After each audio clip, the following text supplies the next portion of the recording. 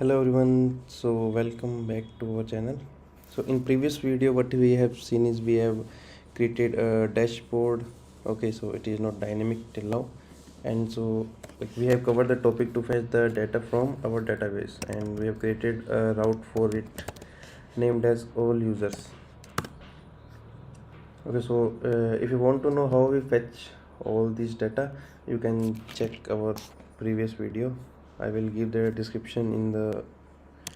link in description also, and on the I button also. Okay, so now let's first of all show that all user option in sidebar also. Okay, तो sidebar में हम show कर देते हैं all users. यहाँ पे मैंने एक राउट क्रिएट किया था ऑल यूज़र्स, जो कि हमें एडमिन कंट्रोलर में, एक बार इसका रिव्यू दे देता हूँ मैं. यूज़र लिस्ट गेट करने के लिए हमने किया था user where role is user get. Role हमने इसलिए लगाया था क्योंकि हमने एडमिन भी इसी के अंदर ले रखा है. अगर मैं यूज़र टेबल दिखाऊँ आपको, तो एडमिन है, ये देखो रोल और यूज़र है. तो यूज़र सिर्फ हमें यूज़र शो करने, इसलिए मैंने यूज़र की लिस्ट जो है गेट की और फिर यहाँ पे हमने जो है शो कर दी. ओके, आफ्टर दैट इसको राउट को फिर मैंने लेफ़्ट साइड में अपने बार में लगा दिया. यहाँ पे मैं नाम दे देता हूँ इसका ऑल यूज़र्स. राउट का नेम दे दिया. रिफ़्रेश करते हैं. ओके, सो ऑल यूज़र्स पे क्लिक करने पे ऑल यूज़र्स आ जाएंगे. डैशबोर्ड पे क्लिक करने पे डैशबोर्ड आ जाएंगे. अब मुझे क्या करना है कि सपोज़ कोई भी यूज़र है, उसको मुझे एक्टिवेट या डीएक्टिवेट करना है, या फिर उसका स्टेटस पता करना है वो एक्टिव है या डीएक्टिव है. तो उसके लिए हम क्या करेंगे, एक यूज़र्स के अंदर एक कॉलम ऐड करेंगे जिसका नेम हम दे देंगे डिसेबल्ड. ठीक है, तो अगर वो कॉलम की वैल्यू 1 है तो क्या होगा, वो डिसेबल्ड होगा. अगर 0 है तो वो डिसेबल्ड नहीं होगा. ठीक है, तो हम कैसे करते हैं. ओके, तो मैं आपको थोड़ा सा यहाँ पे लिख के भी बता देता हूँ.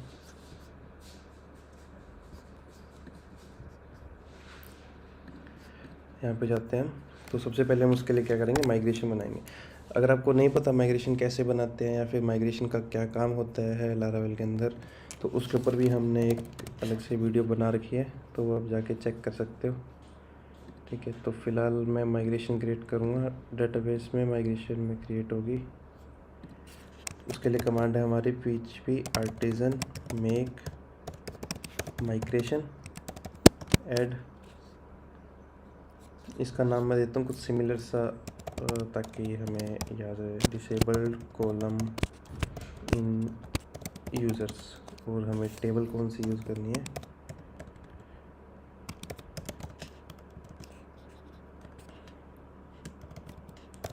यूज़र्स. एंटर करेंगे तो इसने ये देखो क्रिएट कर दिया ऑटोमेटिकली. यहाँ पे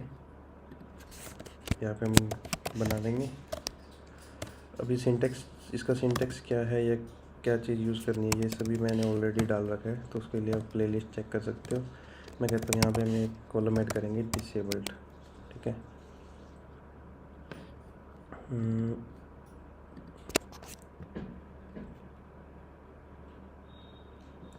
तो ये हमारा 3 पैरामीटर लेता है. सबसे पहले कि टाइप, उसका टाइप क्या होगा. ठीक है, तो टाइप हम दे देते हैं, टाइप हम देखते हैं क्या स्ट्रिंग लेता है. ओके, ठीक है, तो हम टाइप दे देंगे इसका इंट, और डिसेबल्ड इसका नेम हो जाएगा. एंड डिफ़ॉल्ट वैल्यू जो है हम इसको दे देंगे 0, कि बाय डिफ़ॉल्ट जो है वो डिसेबल्ड नहीं होगा. और अगर आपको ऐसे नहीं करना तो आप इसका और सिंपल जो है कर सकते हैं. उसके लिए क्या करें, जस्ट टेबल यहाँ पे करो और यहाँ पे ले लो इंटीजर. ठीक है, इंटीजर में कॉलम का नाम पूछेगा ये आपसे. कॉलम का नाम हमारा था डिसेबल्ड, या फिर हम इसको थोड़ा सा और इजी बनाते हैं, इस कर देते हैं कि इज डिसेबल्ड.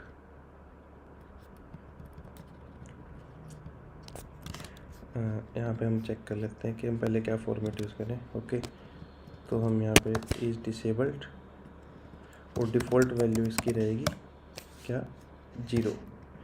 कि अगर यूज़र हमारा डिसेबल्ड होगा तो इसकी वैल्यू 1 होगी, नहीं तो 0 होगी। ये हमने एक कॉलम ऐड कर दिया, ठीक है। और बाय डिफ़ॉल्ट इसकी वैल्यू हमने सेट कर दी 0। और यहाँ पे हम सेट करते हैं इसका डाउन। तो डाउन किस लिए होता है, ये जब अगर हमारा सपोज़ इसको चलने में कोई एरर आ जाती है तो लारावेल माइग्रेशन क्या करेगा, उसको रोल बैक करेगा ऑपरेशंस को, तो उस केस में डाउन कॉल होता है हमारा। तो उसके अंदर हम जस्ट सिंपली क्या करते हैं, ड्रॉप कर देते हैं हमारे कॉलम को जो हमने बनाया है, इज़ डिसेबल्ड, दैट्स इट। अब आपको दिखाता हूँ, यहाँ पे आप देखो इस डिसेबल्ड का कोई भी कॉलम नहीं है। अब मुझे सिर्फ एक कमांड चलानी है, php artisan migrate, डन। सी, इसे डिसेबल्ड क्रिएट हो गया, इंटीजर क्रिएट हुआ, डिफ़ॉल्ट वैल्यू 0 और सब की यहाँ पे 0 सेट भी हो गई, ठीक है।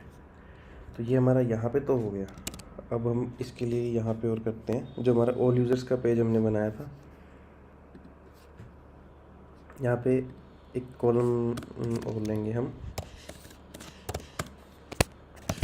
स्टेटस, और इसलिए यहाँ पे एक टीडी भी ऐड करना पड़ेगा। टीडी में हम ले लेते हैं एक paragraph tag, okay. Class batch लेते हैं हम इसे। बैच क्यों लिया मैंने वो भी मैं आपको अभी बता देता हूँ। और इसको एक बार मैं दे देता हूँ इनएक्टिव, ठीक है। ये देखो ये क्लास ऑटोमेटिकली लग गई ना, तो ये बैच CSS की वजह से है। ये बूटस्ट्रैप के अंदर ऑलरेडी क्लास हमें क्रिएटेड मिलती है बैच, तो उसके लिए है। अब हमें क्या करना है, यहाँ पे जस्ट मैं एक सिंपल कंडीशन लगाऊंगा,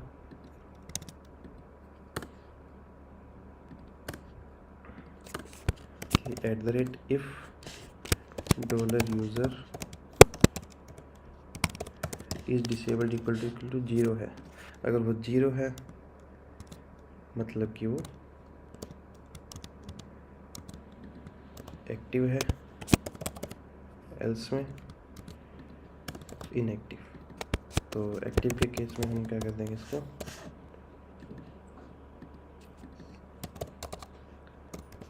सक्सेस।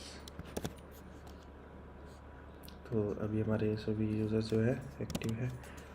अब एक्शन के अंदर हम क्या करते हैं, एक यहाँ पे हमारा सेम कंडीशन का हम यूज़ करेंगे, और इसकी जगह हम ले लेते हैं एंकर टैग। अगर 0 है मतलब एक्टिव है तो हम यूज़र को करेंगे डीएक्टिवेट, और अगर डीएक्टिवेट है तो हम करेंगे एक्टिवेट, ओके। और यहाँ पे इसकी जगह हम ले लेंगे बिटन एंड BTN, बटन बना देंगे। तो ये कुछ ऐसे आ जाएगा, ठीक है। तो अब इसके केस में हम कर देंगे डेंजर, और इसके केस में कर देंगे सक्सेस, ठीक है। मतलब अगर स्टेटस एक्टिव है तो एक्शन में बटन आएगा उसको डीएक्टिवेट करने का। तो अब इसकी जो प्रोग्रामिंग है वो देखते हैं कैसे करेंगे हम। तो इसके लिए एक सिंपल सा लॉजिक लगाना, आपने क्या करना है, क्लोज अदर्स करो पहले,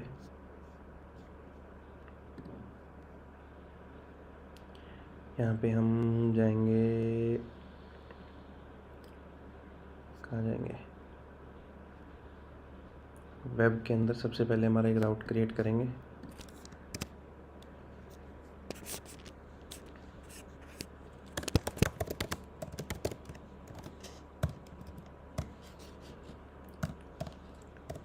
इसका नाम देते हैं यूज़र स्टेटस, ठीक है। और यहाँ पे हम ले लेंगे यूज़र आईडी जो कि रहेगी इनक्रिप्टेड फॉर्म में, ठीक है। और यहाँ पे हम देते हैं, इसको हम बनाएंगे यूज़र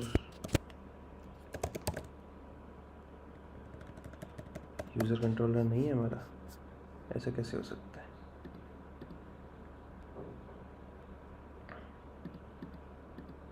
ओके, सो यूज़र कंट्रोलर नहीं है। अब मैं देखो मैं इसको एडमिन भी बना सकता हूँ, बट मैं क्या चाह रहा हूँ ना कि जो किसी भी पेज का जो रिलेटेड काम है वो उसी के कंट्रोलर में। सपोज यूज़र है तो उसका यूज़र रिलेटेड जो भी काम होगा सभी यूज़र्स के कंट्रोलर में ही होगा।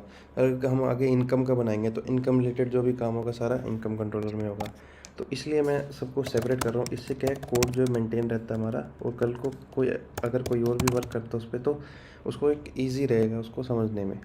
ठीक है, तो हम यहाँ पे कंट्रोलर बना लेते हैं, मेक कंट्रोलर, ये कमांड है यूज़र कंट्रोलर। ठीक है, तो यहाँ पे आप देखो कंट्रोलर बन चुका है। अब मैं यहाँ पे इसको यूज़ कर सकता हूँ, यूज़र कंट्रोलर क्लास। ओके, और यहाँ पे हम कर देते हैं चेंज यूज़र स्टेटस। यहाँ पे राउट का नेम दे देते हैं सेम ही रखते हैं, चेंज यूज़र स्टेटस। ठीक है, अब एक ये मैं चलो इसमें बना देता हूँ पहले।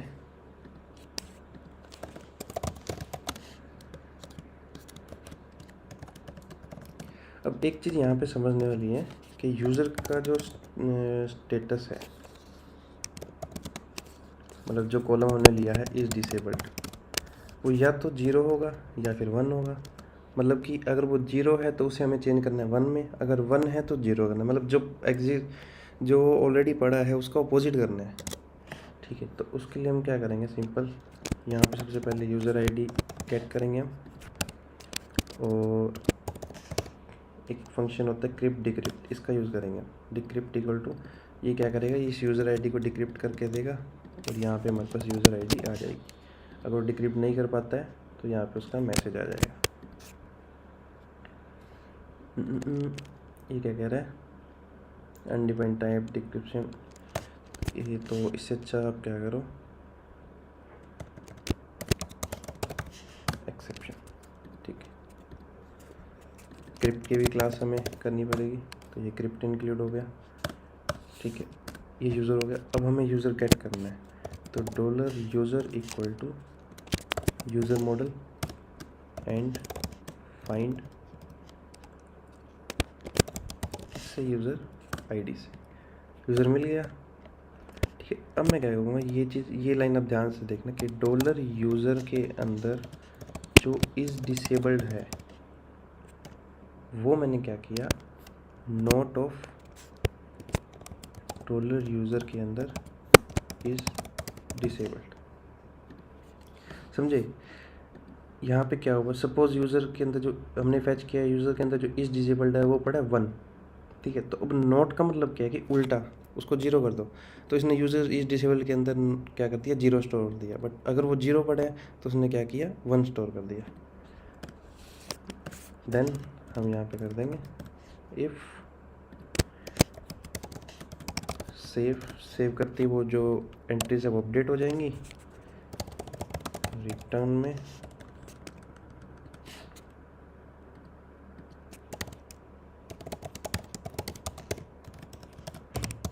Redirect back. बस हमारा ये हो चुका है। अब हम बस इसको यहाँ पे कॉल करना है। यहाँ पे मैं देता हूँ href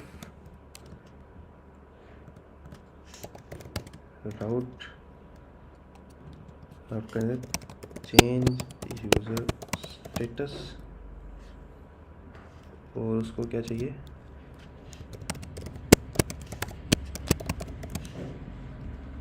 आईडी चाहिए ना, वो भी किसमें, क्रिप्टेड में। तो उसके लिए हम क्या यूज़ करते हैं, क्रिप्ट इनक्रिप्ट यूज़ करते हैं इनक्रिप्टेड के लिए। और यहाँ पे आईडी आ जाएगी, आईडी हमारी आ रही है डॉलर यूज़र के अंदर आईडी। सेव करते हैं, इसको रन करके देखते हैं। ठीक है, डीएक्टिवेट पे मैं क्लिक करता हूँ। ओके, तो ये देखो स्टेटस का इनएक्टिव हो चुका है और एक्शन में आ गया एक्टिवेट, मतलब यूज़र स्टेटस जो है चेंज हुआ है। इसका करके देखते हैं, डीएक्टिवेट करता हूँ। ओके, इनएक्टिव आ गया, एक्टिवेट। अब मैं इसको थोड़ा सा ओवर करते हैं। अब मैं मास्टर के अंदर ना एक फंक्शन बनाऊंगा, जो कि मास्टर में नहीं, एक्चुअली मुझे jQuery का फंक्शन बनाना है, कॉमन फंक्शन जो हम हर कहीं पे यूज़ करेंगे। तो उसके लिए हम करते हैं, फुटर के अंदर क्रिएट करेंगे सभी jQuery के बाद यहाँ पे देखो डॉक्यूमेंट रेडी में इसमें कमेंट डाल देते हैं हम, to show confirmation message. Function का नेम दे देते हैं कंफर्म एक्शन। ये 2 पैरामीटर लेगा, फर्स्ट जो है मैसेज, देन यूआरएल। जो क्या करेगा, इफ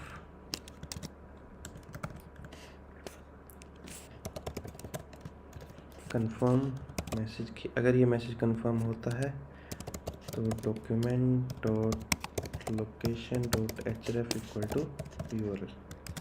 सेव कर दिया, इसको कॉपी करते हैं ऑल यूज़र्स में। अब हम यहाँ पे क्या करेंगे,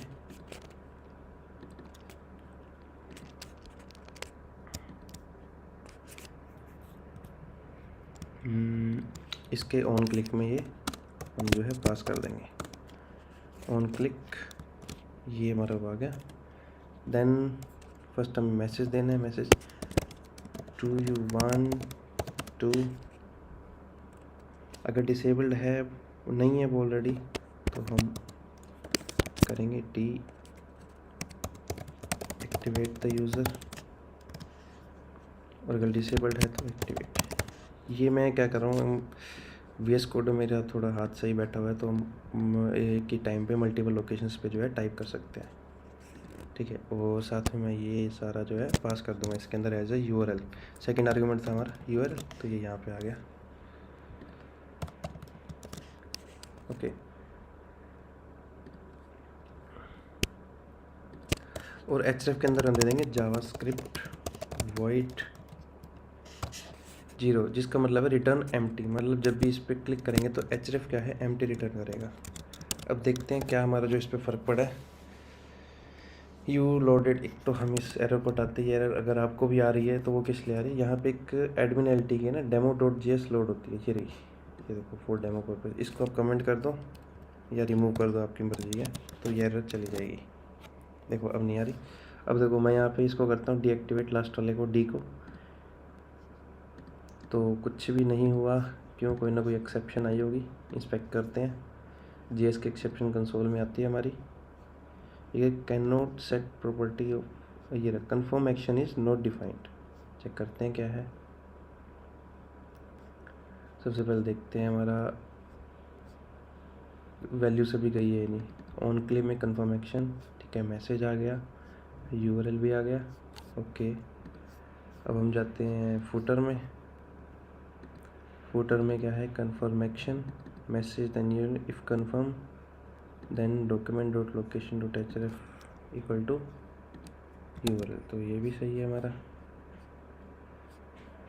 तो पेज को रीलोड करते हैं,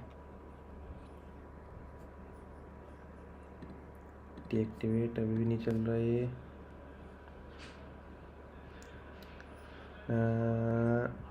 एक मिनट,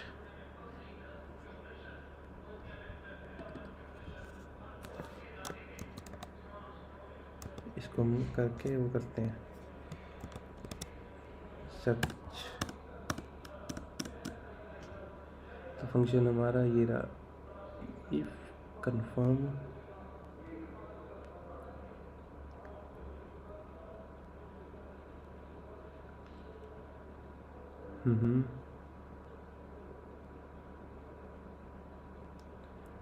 कुछ ना कुछ एरर है हमारा, या तो सिंटैक्स में एरर है। Document dot location dot href equal to, अगर मैं इसको ब्लैंक देता हूँ तभी चलता है, तब भी नहीं चल रहा।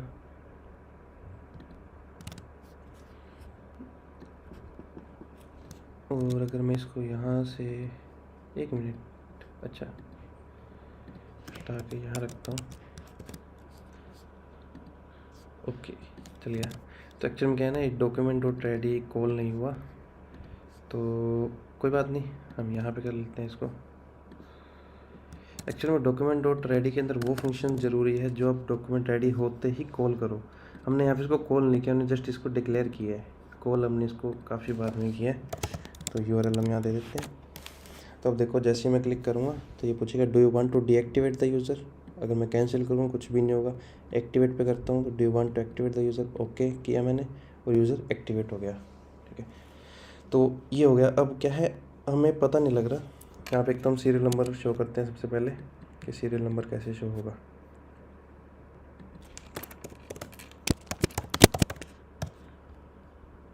उसके लिए जस्ट सिंपल सा एक तरीका निकाला है मैंने। हम यहाँ पे क्या करते हैं, एक वेरिएबल ले लेते हैं $i=0 एंड टीडी में उसको हम सेट कर देते हैं ++$i से।